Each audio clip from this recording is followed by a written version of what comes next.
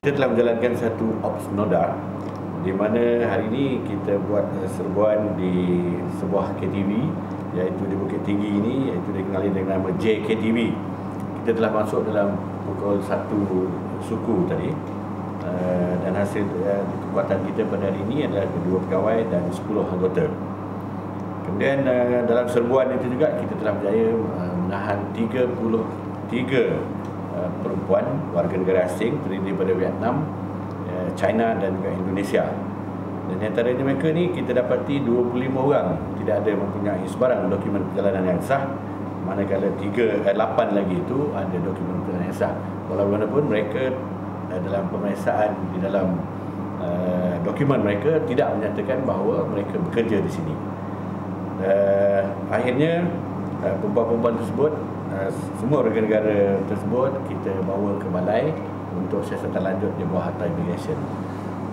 Apa yang menariknya di sini ialah tempat ini adalah untuk dimasuki dengan menggunakan pintu besi.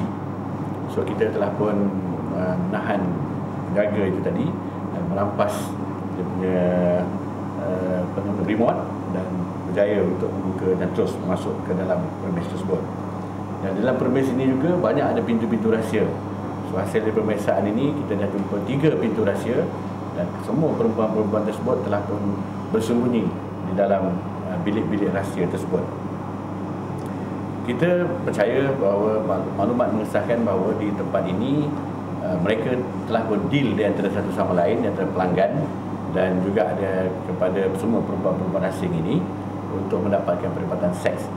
Jadi perkhidmatan seks ini apabila telah deal cukup di dalam premis ini, mereka akan dibawa di kawasan hotel-hotel bajet di sekitaran dengan kadar bayaran di antara 200 ke 300 ringgit.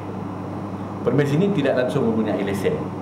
So kita telah pun menahan penjaga premis ini yang disyaki, yang dia mengaku bahawa ia adalah penjaga premis, iaitu seorang lelaki Cina berumur dalam sekitar 40-an.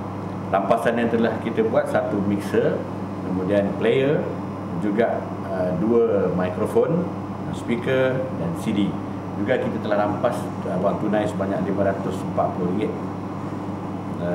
Kita percaya bahawa tempat ini inilah kali pertama dilakukan serbuan dalam tahun ini, dan pada tahun lepas telah pun dibuat oleh IPD Kelang sendiri pada bulan November.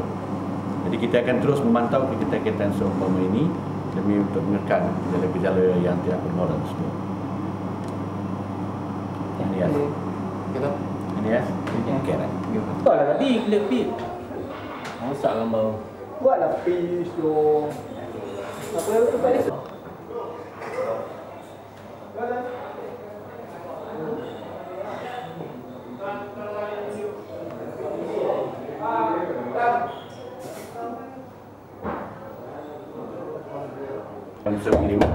Inilah pintu besi. So dia akan masuk dari customer tu masuk sini. Orang yang tertentu akan berjaga di sana. Sekiranya pelanggan yang dikenali, barulah dia bagi masuk. Kalau tidak, dia akan gunakan remote control. So ini yang susah. Yang ini ditutup. Ditutup. So ini yang saya masukkan pintu besi tadi. Saya masukkan pintu besi. So kalau dah begini jadinya, pusat hiburan kita buat sebagai pintu besi.